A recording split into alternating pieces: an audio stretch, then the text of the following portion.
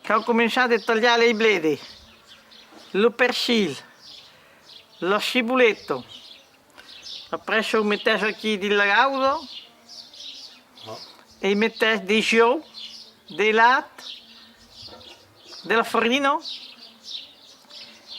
e mettete del sal e mettete veramente dei pepe, perché questo stimola il mondo. E quando hai ben amalgato la pasta, mettete qui dell'olio di lampadino e lo facciamo come fa, a izzoetto.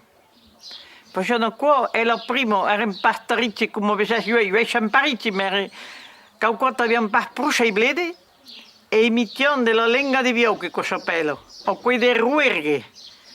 Allora mettiamo e qualcosa un piccolo plompugni di tortiglia per chi bien tendero, ecco facciamo verdura, cocconavo, e a rubù non piace mai mangiare sparei.